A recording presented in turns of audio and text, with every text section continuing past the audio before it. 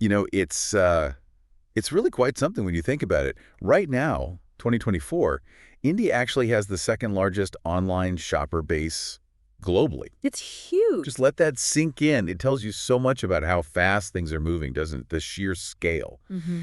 And that's exactly the kind of massive shift we're digging into today.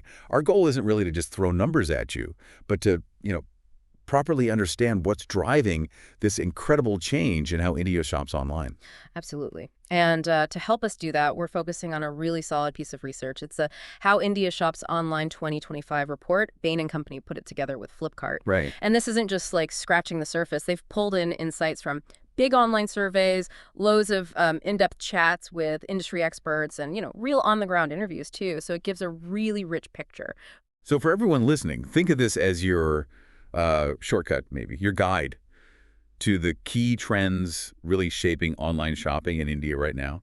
I'm going to pull out the crucial bits, what's driving change, what might be next, and yeah, maybe a few surprises along the way. Aiming for stuff that's actually useful, not just interesting. Exactly. Actionable knowledge. So just to map it out quickly, we'll kick off with the big picture, the overall market size, how it's growing. Then we'll dive into some really dynamic new models that are shaking things up. Like the super fast delivery, trend-focused stuff. Precisely. Quick commerce, trend-first models, hyper value too. And then finally, we'll explore just how diverse shopping habits are across India.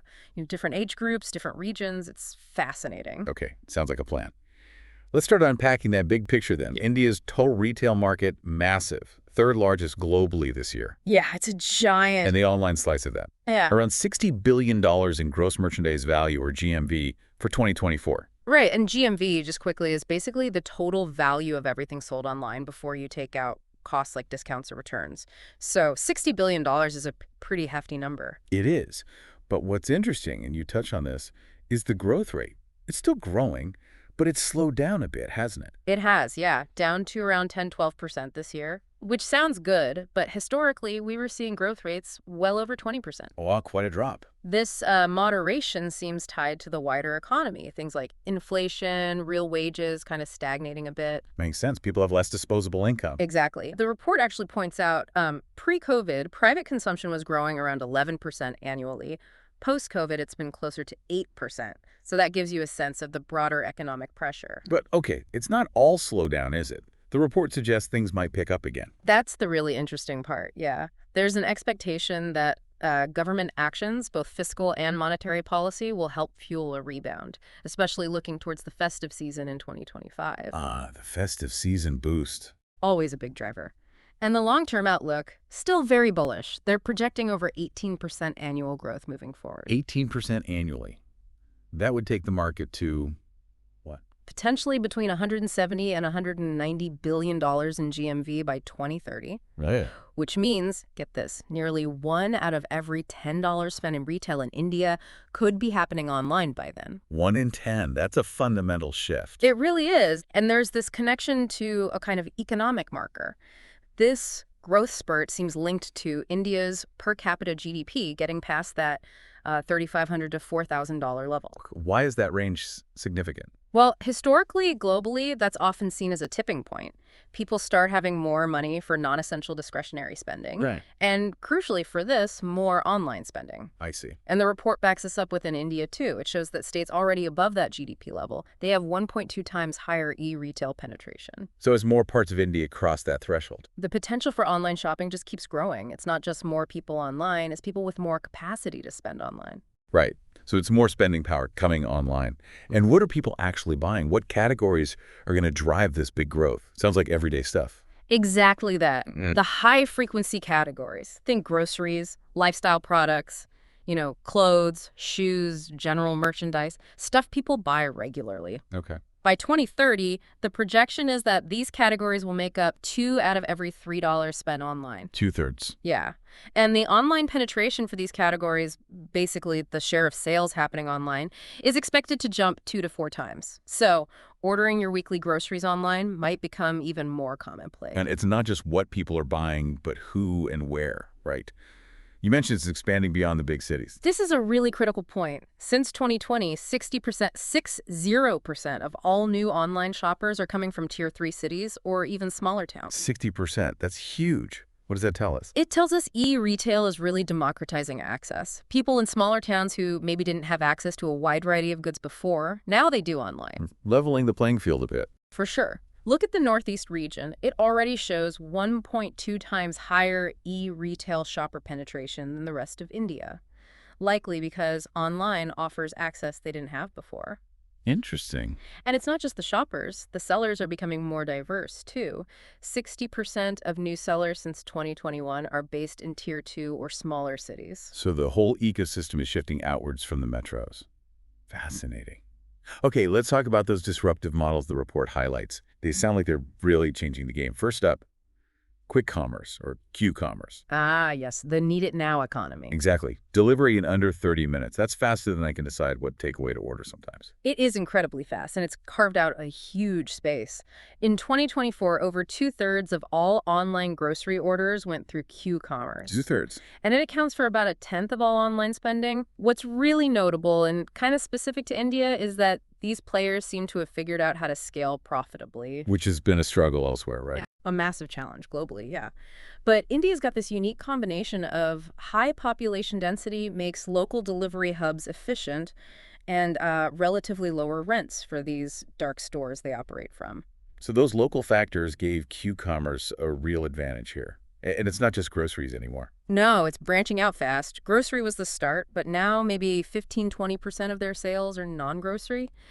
Things like general merchandise, phones, electronics, even clothes sometimes. Wow. And while the big six metros still dominate the sales volume, Q-commerce is definitely gaining traction in smaller cities too. Okay, so if they're scaling profitably, their economics must be getting better. How are they managing that? A few things. They're pushing for higher average order values, getting you to add that extra chocolate bar, you know? Guilty. Uh-huh. Yeah. They're also streamlining supply chains, cutting costs, and boosting margins by sourcing directly from suppliers, plus adding other revenue streams like ads on their platform or priority delivery fees. Makes sense. So what's next for Q-commerce? Key challenges are expanding effectively beyond the big metros, dealing with more competition popping up, and refining their delivery. The report mentions this idea of two-speed delivery. Two-speed? Yeah, like keeping the super fast, under 15-minute option for urgent things, but maybe offering a wider selection delivered within, say, an hour. Balancing speed and assortment. Ah, okay. That makes a lot of sense. You don't always need it in 10 minutes, but an hour is still pretty quick for a bigger shop. All right, next disruptor. Trend-first commerce. What exactly is that? Think fast fashion, but potentially across more categories. It's all about launching frequent collections of trendy, affordable items, things that are hot right now. Okay, so capturing the zeitgeist, but keeping it cheap. Pretty much, especially in fashion. Trend-first fashion alone is expected to basically quadruple by 2028. We're talking $8 to $10 billion. And crucially, over half of that is expected to be sold online. Huge potential, and it's moving beyond just clothes. Yeah, definitely. We see it in beauty. Remember the whole Korean glass skin trend? Oh, yeah. Or in electronics, things like brightly colored smartwatches. Even luggage is getting trendier, reflecting current styles. It's about quickly spotting and supplying what's currently popular. And India's demographics seem perfect for this, right? Young population, very online. Absolutely ideal. You've got a massive young consumer base. They're value conscious, highly active on social media.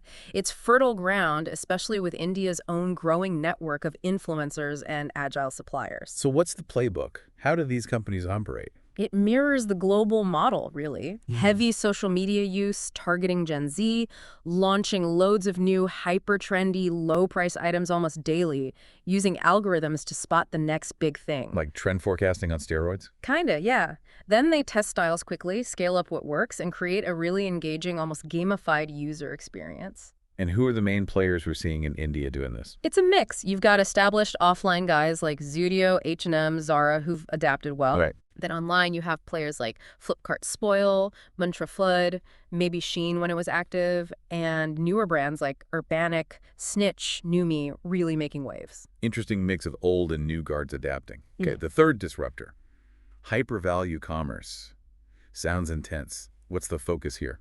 Think lowest possible prices, ultra-low price points across a massive range of goods. So really stripping it back to just affordability. Exactly. We've seen this explode globally. Look at Temu in the US, rocketed up the app download charts, massive user base, huge sales volume projected very quickly. Right, Temu's been everywhere. How's this hyper-value model doing in India? Also growing incredibly fast, its share of the total online market has more than doubled in just a few years. It went from about 5% of e-retail GMV in 2021 to over 12% in 2024. Wow, that's rapid growth. Who's buying from these platforms? It's finding strong traction, especially with lower middle income consumers, and particularly in tier 2 and smaller cities. Price is the absolute king here. And they're getting sellers on board quickly, too. Yeah, they've been aggressive with things like seller financing, zero commission models to rapidly build up that wide, low-cost assortment. Okay, so those three Q-commerce for speed, trend first for style, hyper value for price, are really carving out distinct niches. Now, the report stresses something crucial. India isn't just one market, it's many Indias. Yes, this is so important to grasp. How people shop online varies massively depending on, well, lots of things. Like what? Like age, where you live geographically, the size of your city, even how long online shopping has been common in your area. Let's start with age. Gen Z, born roughly 97 to 2012, they make up almost 40% of online shoppers now. 40%. That's a dominant group. What makes them different? Quite a few things. They tend to spread their shopping around. About half of them shop on more than 5 different platforms a year. Wow, not much loyalty there. Or maybe loyalty looks different. They're definitely more experimental. They spend about 3 times more on newer, insurgent fashion brands compared to older shoppers. Yeah. Social media is huge for them. 70% discover brands online. They decide faster, browse fewer product listings. Influenced heavily by what they see online. Massively. Oh. And payments. Over 90% prefer using UPI for digital transactions. Simple, fast. Right. So as this generation's income grows, Understanding their habits is absolutely vital for any online business. They're the future and a huge chunk of the present. makes total sense. What about regional differences? India is incredibly diverse. How does that play out online? It plays out in really specific ways. The report gives examples like, in the north, brands might be seen more as a status symbol. So you see more searches for branded men's fashion there. Okay. Whereas in the south, brands might be viewed more as a marker of quality. So more searches for branded electronics. Interesting distinction. Yeah. And style preferences vary too. Things like bootcut jeans or bolder hair colors might be trendier up north. In the Northeast, there's higher demand for smaller clothing sizes. Wow, that's specific. It gets even more granular. Even within a state or city, urbanization, local culture, affluence, all play a part. The report mentions Rajasthan districts with lots of students buy more sports shoes, while other parts buy more casual footwear. Incredible. Or even within Bengaluru, different neighborhoods apparently buy different kinds of snacks more often. Party snacks versus maybe healthier options. It really highlights the need for localization, doesn't it? What about city size? Tier 1 versus Tier 2 and smaller. What's interesting here is that the spending power in Tier 2 plus cities is often comparable to the bigger metros, at least for certain categories. Average selling prices for electronics, appliances, general merchandise are pretty similar. So people in smaller cities aren't necessarily just looking for the cheapest option. Not at all. They're increasingly buying premium brands too. And here's a fascinating insight. In smaller cities, shoppers sometimes see sponsored product listings as a sign of quality or trustworthiness. Really, that's counterintuitive to how maybe people in metros see ads. Exactly. It shows how perceptions can differ, so your marketing message might need to be different depending on the city tier. That's a key point. And finally, the report mentions e-retail maturity. How does that affect things? Yeah, basically comparing places where online shopping is well established, like maybe Coimbatore or Vadodara, versus newer e-retail markets like Prayagraj or Warangal. And what's the difference? Shoppers in the more mature e-retail market spend significantly more online, about 40% higher per shopper. 40% more. They also tend to buy more premium products. Average selling prices are 10–25% higher. And they show a stronger preference for those newer insurgent brands we talked about. So as market matures, spending goes up, and tastes perhaps shift towards premium and niche. That seems to be the pattern, yes. It suggests an evolution in consumer behavior as they get more comfortable and experienced with online shopping. This paints such a complex picture. So for businesses listening, trying to navigate these many Indias, what are the big takeaways? How do you win? The report boils it down to a few key things. First, you absolutely have to tailor your products and assortment. Features, price points need to match those regional variations we discussed. No one size fits all. Definitely not. Second, actively create products that tap into emerging trends like the Korean-inspired fashion example, or fill market gaps, like maybe more energy-efficient appliances like 4-star ACs. Finding those specific needs. Okay. Third, targeted advertising is crucial. Using online display and search ads to reach specific demographics and regions effectively. Build awareness. Drive sales where it matters. Right, using that granular data. And finally, focus on conversion. Improve the basics. Make sure you have good ratings and reviews, offer faster delivery where possible, enhance product listings with videos, detailed descriptions, make it easy and trustworthy for people to buy. Solid advice. It's clear you need a really nuanced strategy. Now, the report dives into specific categories too, right? Maybe we can touch on a few highlights to make this even more concrete for listeners. Let's start with fashion. Okay, fashion. Price is a huge driver, especially outside the big metros, like 77% say it's key. Gen Z wants personalized stuff, older groups maybe more practical, brand loyal. And social media. Big for discovery, but yeah, some skepticism about influencer hype, good customer service, clear returns, super important, and people still like buying expensive fashion items in person. Makes sense. What about sports and fitness? Big growth area. Yeah. Flipkart seems popular there, especially outside metros. Influencers sharing personal experiences matter, and we're seeing that shift towards DTC platforms, Decathlon, HRX, BoldFit for exclusive gear and community. Ah, the community aspect. Exactly. Trust in delivery is key, and yep, price sensitivity is still high. Got it. Electronics, always a big online category. Mobiles are king, obviously. Urban buyers might lean Amazon for convenience, rest of India often Flipkart for deals. Trust in the big marketplaces is high because, fear of fakes. Right. Visuals matter, unboxing videos, recommendations, and for pricey items, online needs to somehow match that in-store reassurance. Tricky balance. Home and kitchen. Similar platform preference. Flipkart, often outside metros, Amazon in urban areas. An interesting gender split sometimes. Men focusing on specs, women maybe more on aesthetics and visual reviews. Video reviews important here too. Highly valued, yeah. Yeah. Quality assurance is vital. And looking ahead, AR, like virtually placing furniture in your room, could be a big disruptor. Ooh, I can see that being useful. Beauty and personal care. Lots happening there. Definitely. Urban shoppers know about D2C brands, but often still buy on Amazon Myntra. Rest India leans Flipkart for deals. Younger women, Gen Z, and early millennials are actively seeking out those DTC brands, though. Authenticity is key here, I imagine. Absolutely critical. Fake reviews are a major barrier. The report mentions almost half of Tier 234 shoppers worry about fakes in health and wellness. So things like samples, personalized advice, transparency really matter. Right. And lastly, health and wellness itself. Trust is everything here. Older millennials, Gen X, tend to stick to familiar names like Amazon, GeoMart, or pharmacy apps. Gen Z, more influenced by social media for things like non-prescription supplements. And why buy online? Convenience, discounts mainly, but emergencies. Still offline pharmacies. And for older users, being able to easily verify prescriptions within an app is important. Okay, so across all these categories, we see those themes echoing price, trust, regional differences, social media influence, but they play out in unique ways. Exactly right. It just hammers home that need for a really specific category-aware approach. Well, this has been incredibly detailed, a real deep dive into that How India Shops Online report. Let's try and synthesize this for everyone listening. What are the absolute key takeaways? I think the main thing is, yes, the Indian e-retail market is booming, it's exciting, but it is not simple or uniform, it's incredibly nuanced. Right. Its growth is shaped by this complex dance between economic shifts, these powerful tech disruptions like Q-commerce, and crucially, those highly diverse consumer preferences we talk about: age, region, city size. So the big message is? The big message is, forget one size fits all. It just won't work in India. You have to understand and cater to the complexities, the many Indias. And was there one particular aha moment for you in the report? Something surprising that really underlines this complexity or opportunity?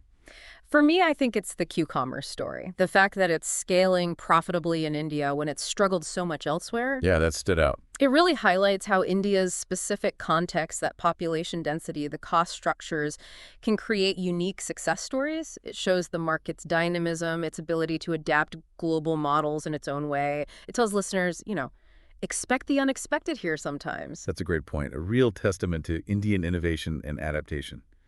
So, as we wrap up, what's a final thought we can leave our listeners mulling over, something provocative? Well, as these disruptive models like quick commerce and trend first mature, and as consumer habits keep diverging across all these different segments, the really big question becomes how will brands and platforms actually manage this? How do you build real, lasting loyalty when your customer base is so incredibly varied? It's a huge challenge. It is. And then think about that projection. Nearly 1 in 10 retail dollars online by 2030. That still leaves 9 out of $10 being spent elsewhere. So, what new ideas, what innovations are going to emerge to capture more of that remaining 90%? There's still massive untapped potential out there alongside the complexity. It's something anyone involved in Indian retail really needs to keep thinking about.